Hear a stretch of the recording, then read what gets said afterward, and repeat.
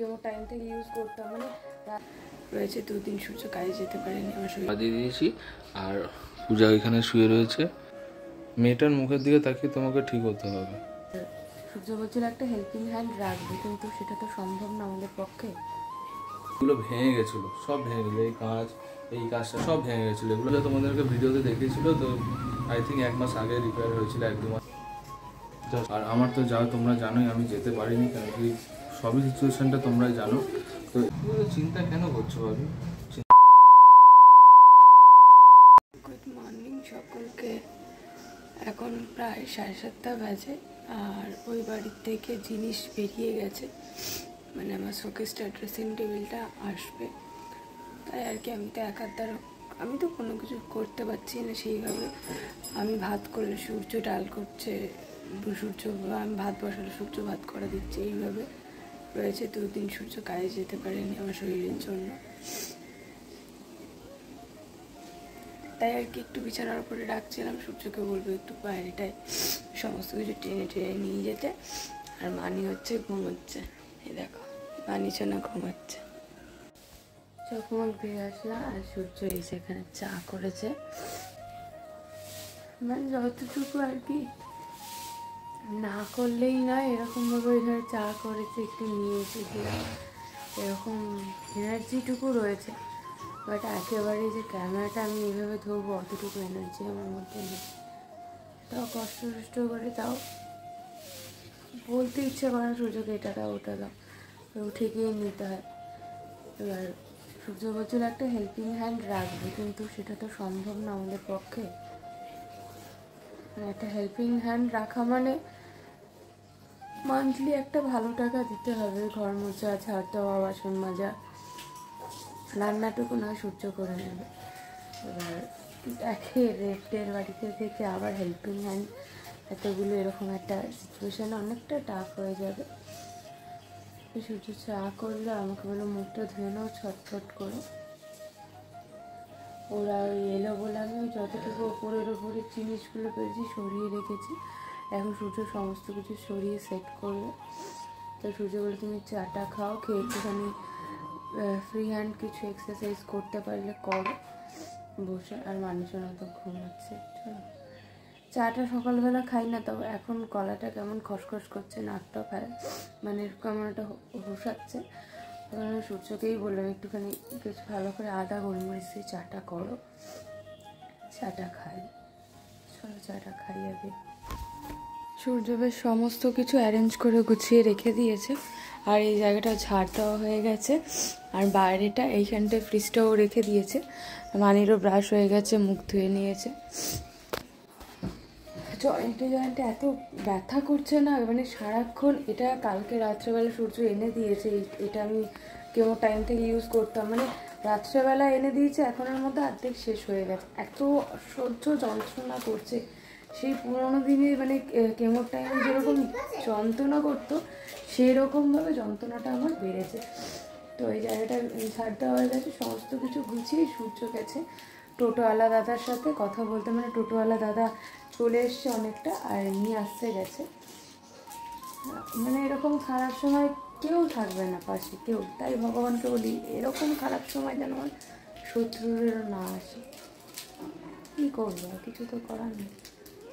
4 আঙ্গুলের কপাল যা আছে সেটাই তো হবে।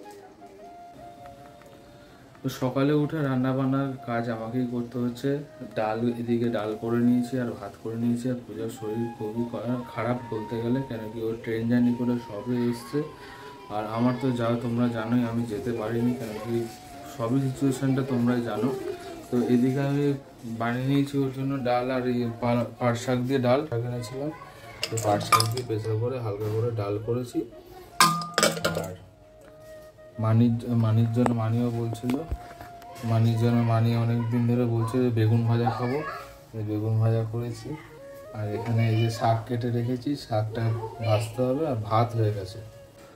তো সকালবেলা থেকে অনেকটা কাজ করতে হয়েছে। কারণটা হচ্ছে এই যে আলমারিটা দেখতে পাচ্ছ তোমরা, তো এই আলমারিটা পূজার বাড়িতে ছিল, তো আমাদের ঘরে তো কোনো আলমারি ছিল না। এই আলমারিটা আর হচ্ছে এই দিকে দেখতে পাচ্ছ এই যে ড্রেসিং টেবিল, এটা ভেঙে গেছে, এটা মাল মানে এদিক ওদিক ট্রান্সফার করতে করতে ভেঙে গেছে এটা। তো এটা অনেকদিন আগেই ভেঙে গেছে, তো মানে এখনও পর্যন্ত আমি ঠিক করতে পারিনি। তো ওটা কাঁচ লাগাতে হবে, ওটা সব কিছু করতে হবে, দিয়ে ওটা রিপেয়ার করতে হবে। তো সকালবেলা থেকে এই হাবিজাবি করতে হয়েছে, এই টোটোতে করে মাল আনতে হয়েছে, মানে মোটর ভ্যান বেশি টাকা বলছিল, ধরে বেঁধে তুলে আমাদের ঘরে ঢুকে দিয়েছে। দিয়ে এই গোছাগুছি জাস্ট করলাম। ও পূজা তো এই পুতুলগুলো পূজা সাজিয়ে দিল, কেন কি ওগুলো তো আমি পারবো না।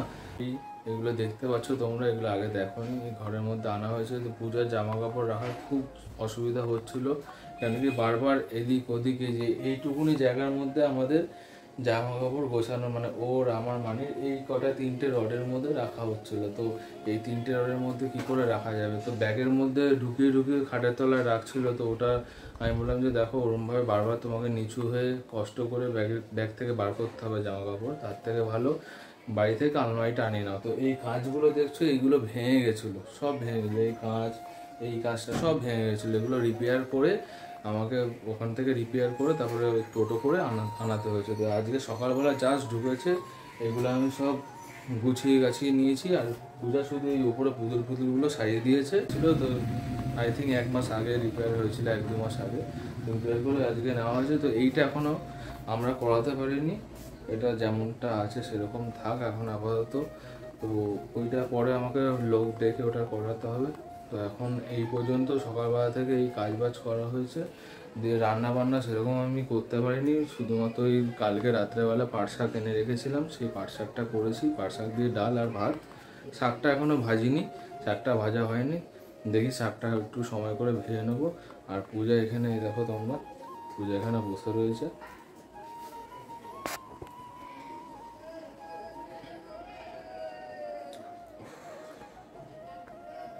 পূজা অনেকটা হাঁপিয়ে গেছে, রান্নাবান্না আমি করে দিয়েছি।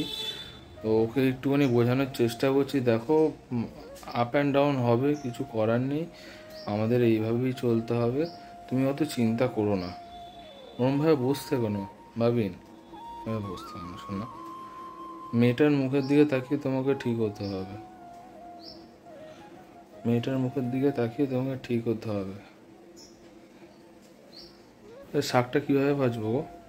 ওই তো তোমার রসুন আর একটু শুকনো লঙ্কা দিয়ে ভাজি। আর কি দেবো? আর কিছু দিতে হবে না। তোমার শাক আর ডাল দিয়ে খাওয়া যাবে তো? ঠিক আছে, তো শাক ডাল দিয়ে খেয়ে নেবে বলছে। মানি তোমার জন্য একটা বেগুন ভেজে রেখেছি, হ্যাঁ।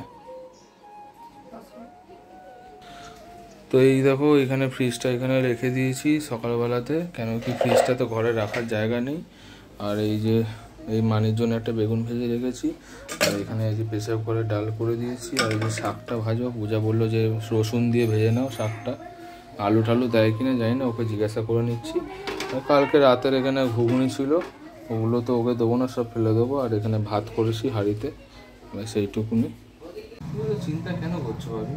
চিন্তা করো না শোনো, সব ঠিক হয়ে যাবে। তোমার জন্য এত সবাই রয়েছে, তুমি এত চিন্তা কেন করছো? চিন্তা করতে হবে শোনো, সব ঠিক হয়ে যাবে, সবাই রয়েছে তো তোমার পাশে, কিচ্ছু হবে না। যা স্নান করে নাও, আমি স্নানটা করে একটু পুজো দিয়ে দিই গোপালদেরকে। তোমরা অনেকেই বলছো আমার মায়ের সাথে কি হয়েছে, মা কেন আমার কাছে আসছে না। দিব্যি তো সব কিছু ঠিকঠাক ছিল। আসলে তেমন কিছু না, একটু অসুবিধার মধ্যেই পড়ে গেছে মা আর আমি, দোটানা বলতে পারো। আমি তো ইচ্ছা করে বলিনি শরীরের মধ্যে আবারও রোগ, তুই চলে আয়, আমার মায়ের বাড়িটা বিক্রি করে আমি ট্রিটমেন্ট করাবো। রোগ তো আর তা জানে না কার কাছে কত টাকা আছে, কে ট্রিটমেন্ট করাতে পারবে আর পারবে না। সত্যি কথা বলতে কি বলো তো, আজকে আমি এত দূরে যাচ্ছি বা এত আমার খারাপ সময় এসছে, পরিবার পরিজন ছাড়া কাউকে হয়তো পাশে পাইনি, পরিবার পরিজনের মধ্যেও মা বর এর বাইরে আর কিন্তু কেউ না। কে যাবে, সবারই সংসার আছে, কে আমার মেয়েটাকে একবেলা রাখবে, একদিন দুদিন, বারবার তো এক ঝামেলা এক সমস্যার মধ্যে কেউই পড়তে চাইবে না, তাই না? সেই কারণে হয়তো কেউ সম্পর্ক রাখতে চায় না, আর কেউ ফোন করেও খোঁজ নেয় না, না নিলে আর কি করা যাবে। পূজা এখানে শুয়ে রয়েছে, মানিও শুয়ে রয়েছে, মানিও ঘুমিয়ে পড়ছে, ওদেরকে খাইয়ে দিয়েছি। তো আমি এখন কাজে চলে যাব, আমি এই টাইমটায় কাজে বেরোবো এখন কদিন, কেন কি সকালবেলা যাবতীয় যা কাজ করে সব রকম সব কিছু গুছিয়ে গাছিয়ে তো সব কিছু গুছিয়ে গেছে, আমাকে বেরোতে হবে। বাসন ফাসন সকালবেলা নয় মেজে নেবো, অসুবিধা নেই। রান্নাবান্না সব কমপ্লিট হয়ে গেছে, আর ও এখন ঘুমোচ্ছে, ঘুমোক। আমাকে ডিউটি বেরোতে হবে কিন্তু এবার, ঠিক আছে? ডিউটি বেরিয়ে যাবো, একদম চিন্তা করবে না কিন্তু, টেনশন করবে না। আমি কাজে না গেলে কিন্তু কিছু হলে আমাকে তো যেতে হবে কাজে, বাড়িতে তো বসে থাকলে হবে না, এটা তো বুঝতে হবে তোমার।